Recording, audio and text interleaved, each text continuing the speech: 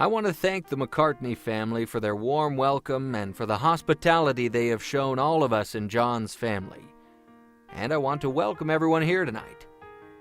This toast has two parts, the wisdom and advice part, and the embarrass John and Colleen part. Let's start with the wisdom and advice part. I'm reminded of the story about the man who was driving through the countryside when his car broke down. As he went looking for help, he came across a farmhouse and knocked on the door.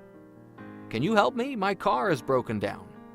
"Sure, let me get my tools," replied the farmer.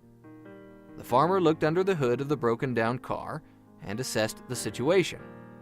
He got out his hammer and tapped on the engine. "Now try it," he said. The man turned the key and the car started right up. "Thanks, how much do I owe you?" $100, the farmer replied. $100? That's outrageous! All you did is tap the engine with your hammer. The farmer said, "It's only $10 for the tap. The extra 90 is because I know where and how hard." Well, in the 38 years Mom and I have been married, I've learned a little about where to tap and how hard. I can boil it down to 4 things. Number 1, have a vision. Remember, tomorrow when you take your vows, you're not signing a contract that says these are the rules until they're not the rules anymore. You're making a covenant that says this is the deal for the rest of your lives, regardless of what life throws at you. Number 2, have a plan. Here are the things you should have in your plan. Your plan should be about sacrifice. Marriage is all about sacrifice. Sacrifice for each other. In old Catholic wedding ceremonies, there was a line that goes something like this: "Sacrifice is always tedious and irksome. Love can make it bearable, but perfect love makes sacrifice a joy." Make your sacrifice for each other a true joy. Your plan should be about not keeping score. Keeping score is for sports, not love. In 1 Corinthians it says, "Love is patient, love is kind, love is gentle, love is not resentful." That means love doesn't keep a record. The moment you keep score in marriage, you lose. Your plan should be about forgiveness. Forgive everything, no matter what, all the time, and as quickly as you can. Your plan should be about prayer. Well, it should be. Like Martha Stewart says, it's a good thing. And like Forrest Gump said, that's all I'm going to say about that. My third piece of advice is trust in God. This reminds me of another story. Around Christmas time, there was a man trying to find a parking space at the mall.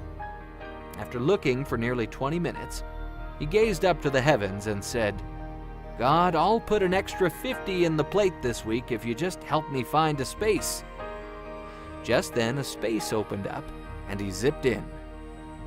As he hopped out of the car, he said, "Never mind, God, found one myself." Don't kid yourself and think you can do this marriage thing on your own, because you can't. For a long time in my life, faith was just a spare tire I carried in the trunk. I thought I could do it all by myself. It wasn't until the wheels came off and I needed to put on that spare that I finally realized you need God's help. And my fourth bit of advice: put down roots. In his homily at the Mass ending freshman orientation weekend at Notre Dame, Father Jenkins said something I'll never forget.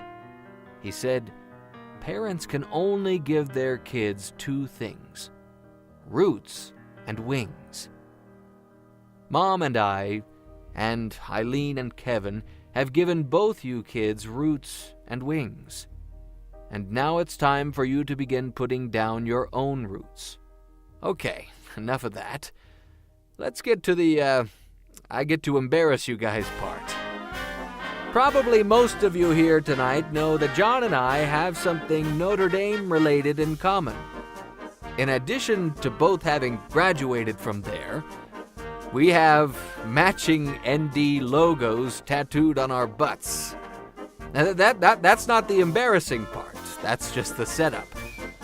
Do you guys remember when we were at your graduation back in May 2014? We had lunch at the Morris Inn. Somehow the subject of the matching tattoos came up. I thought it was pretty funny. Colleen, on the other hand, seemed a bit disgusted with the whole idea and quipped that we should make that our Christmas card picture. I thought, what a great idea!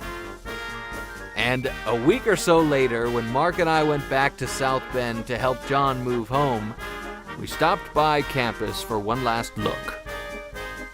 And Mark snapped this picture for our Christmas card. To John and Colleen, may you have a long, faith-filled, happy, fulfilling, and prosperous life together. We love you guys. Cheers.